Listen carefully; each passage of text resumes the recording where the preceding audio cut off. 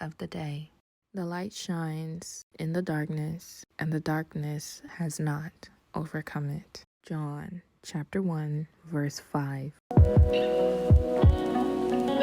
Wait. First of all,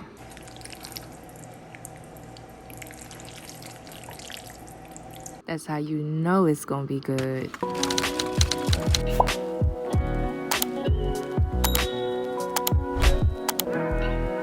Hello, Flavor Family. Welcome or welcome back to my channel. Today, I am recreating for you my infamous Alfredo from a jar video. However, this time it's not from a jar. I wanted to recreate this and answer some of your questions that you have been asking me on my previous video. And yes, I know I have taken so long to answer your questions, but really I was putting it off so that I could just compile all of them and put them in one video for you. So no more long talking, let's just get right into the video.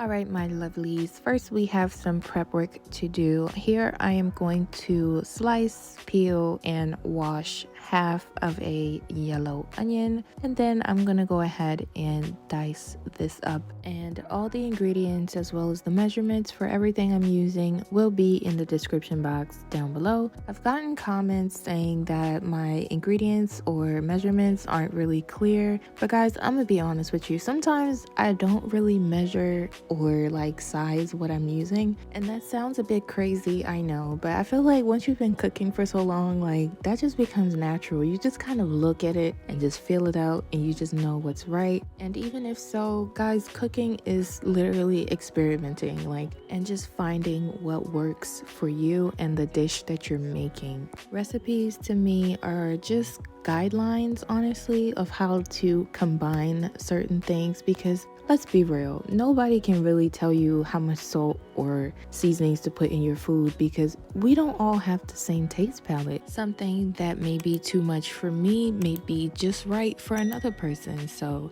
I always say season to your taste and taste as you go. It's better to add little by little, because you can always add more if it's not enough, rather than adding too much and you can't take it back. Moving on, I am grating my fresh Parmesan. I do recommend that you use real cheese. Not saying that the pre-shredded cheese that you get in the bag at the grocery store is not real or fresh. I'm just saying that if you just buy the real stuff, shred it yourself, it will taste so much better. While we are on the topic of store-bought or pre-made foods, let's address the elephant in the room, the jarred sauce. This one is a doozy, because technically in the referenced video, I didn't use any cream or cheese, so was it really Alfredo? To be honest, guys, I called it Alfredo because of the jarred sauce that I use. Honestly, that recipe is just a recipe that I just normally made at home when I'm feeling lazy and I just want a quick dinner, and I decided to post it, okay? I wasn't really thinking about the specifics here, okay? But to answer your questions, I had literally just used a jarred sauce that I purchased from my local supermarket, just like this one. But as far as substitutes go, you can literally use any sauce of your choice. I mean, pasta is so versatile. There are so many options on the shelf, as you can see. You can literally pick one and create any type of pasta that you want. But as far as creating the actual sauce from scratch, I'm going to show you how to do that in a moment.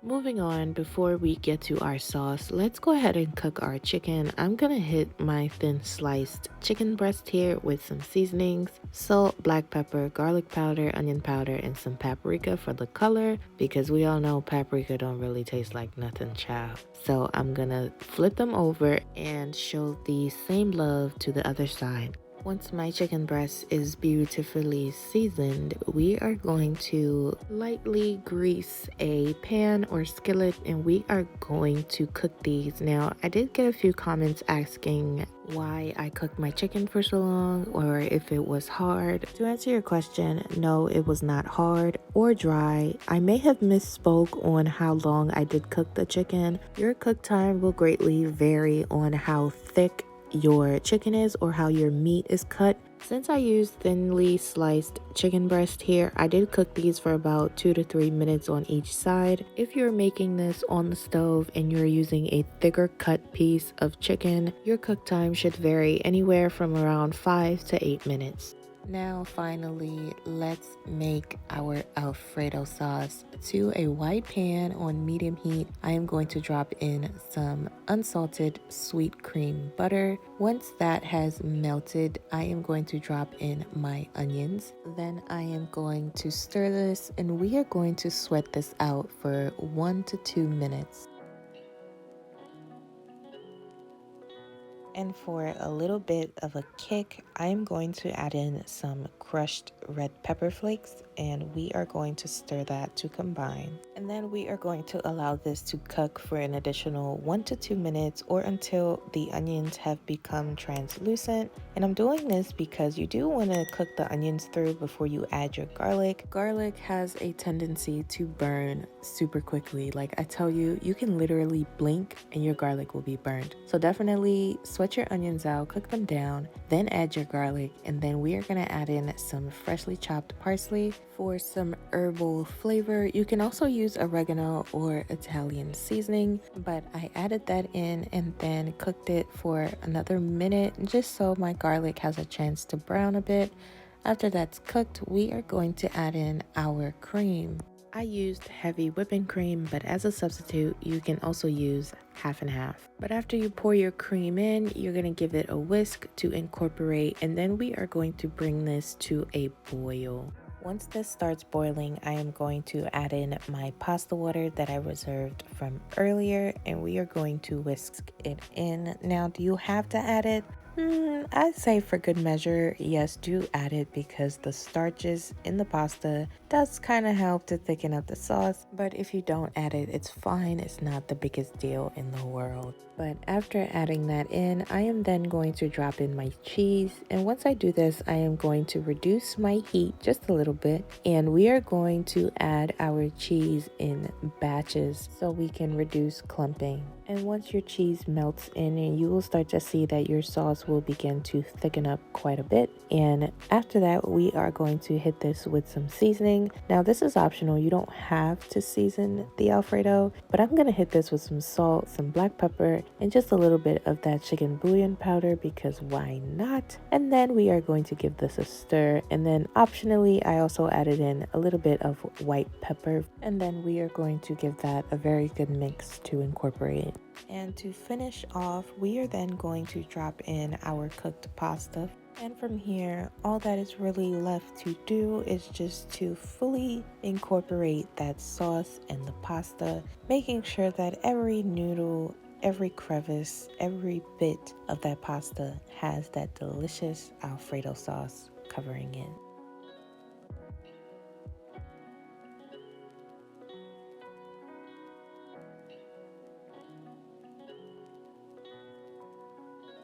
And once your pasta and sauce have been beautifully married together, guys, there you go. Dinner is ready and you have beautifully tasty, quick and easy Alfredo that is 10 times better than the one you make from a jar. To finish this up, we are going to plate it, cut up our chicken from before, add that to our plate, and then I'm just gonna garnish this with some more chopped parsley and also some extra Parmesan cheese because presentation also matters. But guys, that brings us to the end of the video. I really hope you enjoyed this one, and if you did, don't forget to hit that like button and subscribe to join the Flavor family. As well as if you do have any additional comments or questions, drop them down in the comment section below for me. I do see all of your comments and I really enjoy interacting with you guys. Thank you so much for watching, and I'll catch you on the next one.